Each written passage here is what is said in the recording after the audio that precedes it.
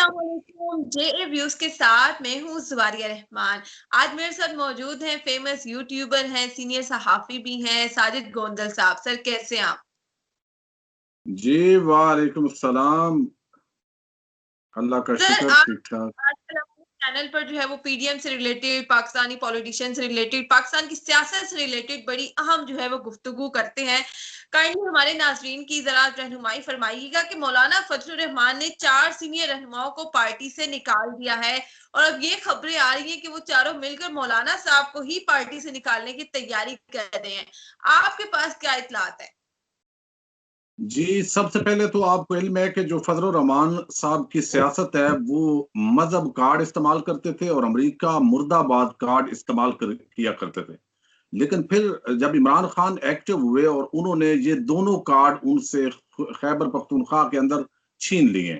पहले उनकी हुकूमत एक मरतबा पीटीआई की बनी और फिर अब दोबारा भी पीटीआई वहां पर रूल कर रही है, तो वो ये समझ रहे हैं कि अब मेरा हमेशा के लिए वो सफाया कर दिया इमरान खान ने।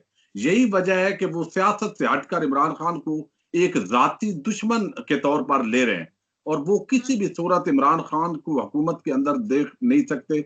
लेकिन मामलात जो है वो कहते हैं कि किसी के लिए गड़ा खोदें तो कुदरत को अगर मंजूर हो तो वो खुद गड़े के अंदर गिरता है। वही काम उनके साथ हुआ है। जैसे जैसे उन्होंने जमहूरियत के बुलंदो बांग दावे किए हैं, तो वहां पार्टी के अंदर भी जमहूरियत की आवाजें उठी हैं कि आप आगे जमहूरियत की डिमांड कर रहे हैं और आप कह रहे हैं कि शायद इनके पीछे फौज है। तो आप बताइए कि आपसे नैब पूछ रहा है कि आपकी ये अरबों रुपए की प्रॉपर्टीज कहां से आई है, आपके फ्रंट मैनों का धंधा और कारोबार क्या है। तो आप बजाय इसके कि ये आईनी इदारे हैं उनके सामने जाकर जवाब दें, तो आप आगे से उनको तड़ी लगा रहे हैं और बदमाशी पर उतर आए।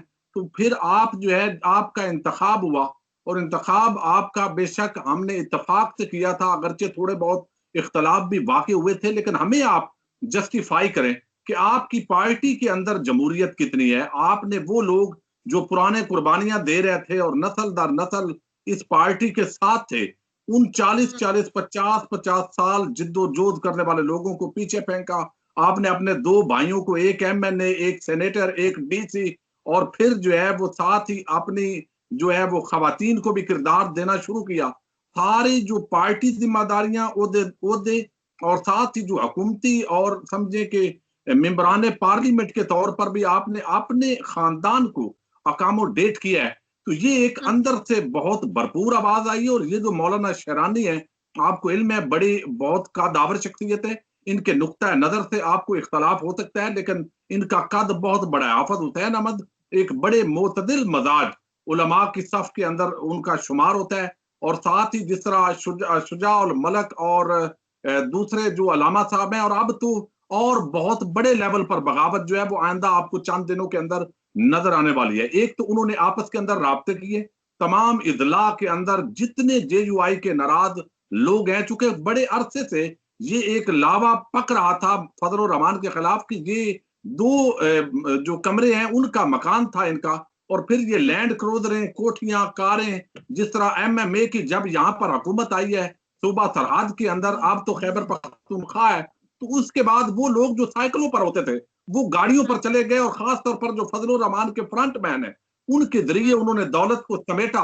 और नजरियाती लोग जो थे वो उसी जगह पर रह गए। पैसे के जो व्यापारी थे उनकी रेल पे पैसे की जब हुई तो उन लोगों को आम जिम्मेदारियों पर लाया गया।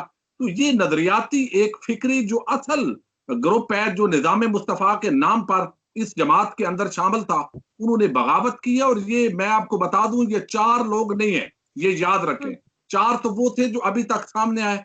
आज एक और मौलाना है लोनी साहब, उनका अभी पूरा नाम तो मैं देख रहा हूं, उन्होंने भी बगावत की है। और फिर हर जिले के अंदर एक बड़ी बगावत होने जा रही है। और साथ ही 29 जनवरी को इस्लामाबाद के अंदर इजलास तलब कर लिया गया। उसके अंदर पूरे मुल्क से जो जेयूआई के नाराज लोग हैं वो शामिल होंगे और प्रेस कॉन्फ्रेंस के जरिए अगले लाए अमल का ऐलान होगा। यकीनन ये फजल रहमान की वो चीज सामने आई है कि जो दावा आप जमहूरियत का कर रहे हैं बाकी इस मुल्क के अंदर 1973 के आइन का, और फिर आप इस्लाम के नाम ले रहे हैं, उस इस्लाम के जिसके अंदर खलीफातुल मुस्लिमीन हजरत उमर फारूक रजी अल्लाह तआला अन्हु से सवाल किया जा सकता है कि आपकी हमारी एक चादर से लिबास नहीं बना तो आपका ये लिबास कैसे बना। और उनको वजाहत करनी पड़ती है कि हम मेरे बेटे के हिस्से का भी जो चादर थी वो मैंने साथ मिलाई है, तो मेरा ये लिबास बना है। ये एहतसाब का निजाम जिस इस्लाम के अंदर है, उस इस्लाम के नाम लेवा और इस्लाम की वज़ा कता रखने वाले शख्स से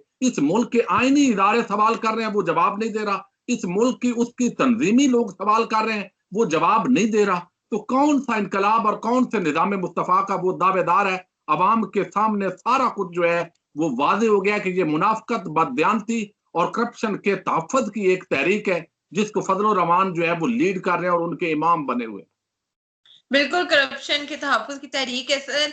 इसी तहरीक से याद आए कि पीटीएम के जो बड़े हमायती सहाफ़ी हैं, रहनुमा हैं सलीम साफ़ी साहब, वो इन दिनों पीडीएम से ज़रा मायूस नज़र आ रहे हैं, तो उनकी मायूसी की क्या वजह आपको नज़र आई है?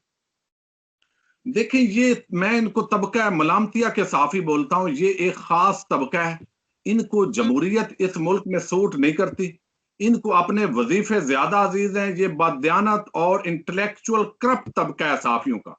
ये हुँ, आप अभी देखें, ये अमूमन जो है इनके अंदर खूनी लिबरल्स जो आंटियाँ हैं, वो भी हुँ, तबका शामिल है, और जो पीटीएम है, वो हुँ, इसके अंदर पख्तून तहफ़्फ़ुज़ मूवमेंट के नाम से जो जमात है, उसके लोग इनके साथ मिले हुए हैं, और ये पाकिस्तान से लेकर बैनुल-अक़वामी सतह तक एक बहुत बड़ा हुँ, गैंग का नेटवर्क है, जिसके अंदर हुँ, बाज़ हमारे जो सहाफ़ी हैं, वो भी इस्तेमाल होते हैं। अब यही मामला इस सलीम साफ़ी का है।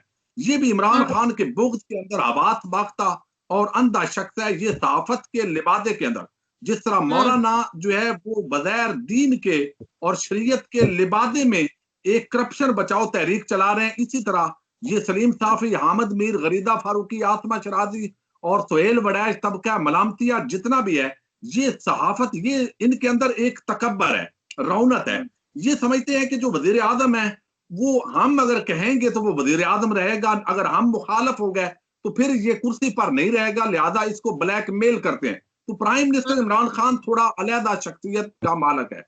वो आप हुँ, इख्तलाफ कर सकते हैं, लेकिन वो जिस मामले पर, असूल पर डट जाए, तो आप उसको बिल्कुल कभी भी जो है वो नीचे नहीं गिरा सकते। अब वो कहते हैं कि मैं आपकी मशवरे की मुझे जरूरत नहीं है, मेरे पास पूरी टीम है, मैं काम कर रहा हूँ और प्रॉपर तरीके से कर रहा हूँ। ये सलीम हुँ, साफी जो है इतना परेशान है, आप अंदाजा करें इसका, कि पिछले 2.5 साल से, जब से पीटीआई की हुकूमत आई है, कभी इसने तारीफ नहीं की। आप इसके बिल्कुल, ट्विटर पर चले जाएं, इसके टीवी प्रोग्राम्स देखें, इसके विलाग अब आते हैं यूट्यूब पे, वो भी चेक करें। तो इसको कभी भी तारीफ, यार कोई आप देखो कि कोई इस हुकूमत ने 2.5 साल में 5-10 काम भी अच्छे नहीं किए होंगे, उनकी बिल तारीफ भी ये नहीं कर सकता। तो जब इतना बुग़्ज़ के अंदर अंधा शख्स हो, तो उसकी फिर क्रेडिबिलिटी खत्म हो जाती है, और ये तमाम जो तबका है मलामतिया है, ये अपनी क्रेडिबिलिटी खो चुका है, और इस वजह से हुँ, लोग इनकी अहमियत नहीं देते। और आप देख लें, इनके चैनल्स पर इनको कोई देख नहीं रहा था। जियो एक बड़ा नाम है, वैसे उसको लोग देखते हैं, लेकिन जब ये इनफरादी इनकी वीडियोज होती हैं, तो लोग इनको नहीं सुनते, ना इनको पढ़ते हैं।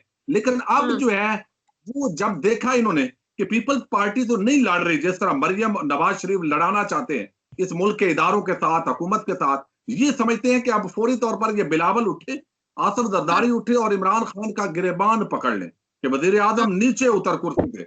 लेकिन ये काम तो अब नहीं हो सकता, जब उनकी ख्वाहिश के मुताबिक ये काम नहीं हुआ, तो अब वो इन नीच हरकतों पर उतर आया। और आज जो उसने स्टेटमेंट दी गुज़श्ता रात को, सलीम साफी ने, वो कहता है कि मैं मरियम को और मौलाना को बता रहा हूं कि पहले इनसे श्योरिटी ले लें।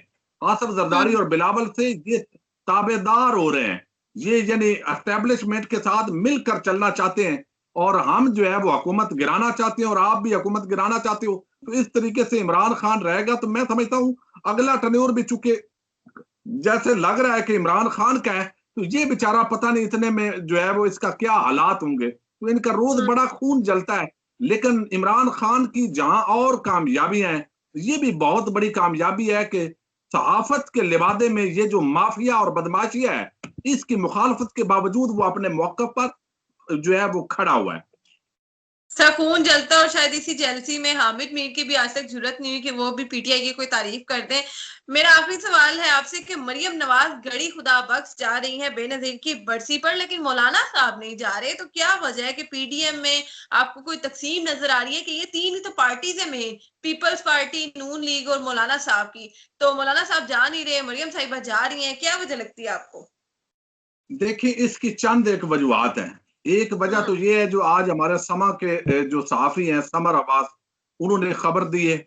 उनके मुताबिक ये है कि मौलाना चाहते हैं कि जिन इलाकों के अंदर, यानी उन्होंने तो पूरा ओवरऑल सिंध की बात की है, लेकिन मैं आपको बता दूं, चूंकि मैं उन इलाकों के अंदर गया हूं, ये पूरा जो इलाका है जैकबाबाद, जो बलूचिस्तान के साथ मिलता है, नसीराबाद जाफराबाद के साथ, आगे शिकारपुर और फिर सखर और उसके आगे लाड़काना, इन इलाकों के अंदर फजल रहमान की जमीयत उलमा इस्लाम की तंजीमी नेटवर्क काफी है। अब वो ये चाहते हैं कि इन इजला के अंदर कम अज कम जो पीपल्स पार्टी के लोग हैं, हुकूमत है, चूंकि हम उनके इत्तेहादी हैं, तो हमारी मर्जी के कुछ ऑफिसर जो है वो तैनात किए जाएं। ये सबर अब्बास साहब की खबर है। तो अगर इस तरह की बात चूंकि पहले भी हुई है, उनके भाई जब अपॉइंटमेंट उसकी होनी थी, डीसी बनाना था, तो इस वजह से इस तरह का लालच मौलाना के हवाले से अगर बात की जाए तो उसको सही समझ लेना चाहिए। दूसरी बड़ी वजह यह है कि ये जितने भी लोग हैं इस वक्त नाउमीद हो चुके हैं, और ये हवास बाफ्तगी के आलम के अंदर ये सारा अमल कर रहे हैं, और इनको कुछ भी इस हवाले से सुझाई नहीं दे रहा, क्योंकि आपस के अंदर इनका इत्तेफाक नहीं है ना। अभी तक देखें, इत्तेहाद बन गया है, इन्होंने असूली कुछ चीजों पर इत्तेफाक किया था, ना रिजाइन पर इनका इत्तेफाक है, ना लॉन्ग मार्च पर, ना धरने पर। ये सारी चीजें अभी तय होने वाली हैं, और 2 जनवरी को इस हवाले से उन्होंने कहा है कि इजलास होना है। अब ये कतन हो ही नहीं सकता कि जनाब ये सारे इस्तीफे दे दें पीपल्स पार्टी मौलाना और मरियम के कहने पर। मरियम खुद जो है वो मेंबर पार्लियामेंट नहीं है, उसका बाप जो है वो बिगौड़ा है, और बाकी शहबाज शरीफ ग्रुप वैसे ही अंदर से नहीं चाहता। और जब इस्तीफों के हवाले से आज वजीर आजम ने एक बहुत बड़ी जो है वो खबर दी है, और इसके अंदर मैं समझता हूँ समझने वालों के लिए बड़ी आम खबर है, जो उन्होंने गैर रस्मी गुफ्तगू आज चकवाल में सहाफियों से की है, और वो ये है कि उन्होंने कहा कि अगर इस्तीफे, अभी तो पार्टी को उन्होंने लोगों ने जमा करवाए, उनको पता है इस्तीफे नहीं देने, लेकिन जब स्पीकर के सामने लोग जाएंगे, तो अगर ये सच पर बात आई तो फिर यकीनी एक फॉरवर्ड ब्लॉक बनेगा और इनको समझ आ जाएंगे। इसलिए ये वो सारे, यानी इनके अंदर बहुत ज्यादा तनाव है। ये असल में धमकाना चाहते थे वजीर आजम इमरान खान को, और उसके अंदर बुरी तरह ये नाकाम हुए। और अब आप देखेंगे, अब ये जो मोहम्मद अली दुरानी दरमियान में पड़े हैं, ये अगर मैं आपको बताऊं तो ये मोहम्मद अली दुरानी चूंकि ज्यादा मारूफ आदमी नहीं है, पहले ये वजीर इत्तलात भी रहे, तो अब ये मुस्लिम लीग फंक्शनल का चूंकि इतना जिक्र नहीं होता, तो उन्होंने दरमियान में वैसे ही अपने नंबर बनाने के लिए एक चक्कर काटा है, और लोग उसके ऊपर हम बहसें कर रहे हैं कि एस्टेब्लिशमेंट ने भेजा है, फलां ने भेजा है। ऐसी कोई भी बात नहीं है, और वो गए हैं और इसी तरह वापस आए हैं, और नून लीग वैसे ही एक तासर दे रही है कि हमारे पास बंदा भेजा है तो हमने आगे से इनकार कर दिया है, ना किसी ने भेजा है, और वो खुद ही गए और खुद ही मुंह उठा के वापस आ गए। और इस मुल्क के इदारों को मैं समझता हूं, अब एनआरओ अगर कोई देगा तो वो मुल्क से गद्दारी होगी, और इमरान खान के साथ ये पूरी कौम उनके खिलाफ खड़ी होगी जो एनआरओ की कोशिश करेंगे, और कोई एनआरओ इस वक्त मिलने की पोजीशन में बिल्कुल नजर नहीं आता। बहुत शुक्रिया साजिद गोंदल साहब, आपने अपना कीमती वक्त हमें दिया, और उम्मीद करती हूँ कि हमारे नाज़रीन को इस इन्फॉर्मेशन से काफी फायदा हुआ होगा। इंशाल्लाह आपसे दोबारा आप तक करेंगे। अल्लाह हाफिज। जी, थैंक यू वेरी मच।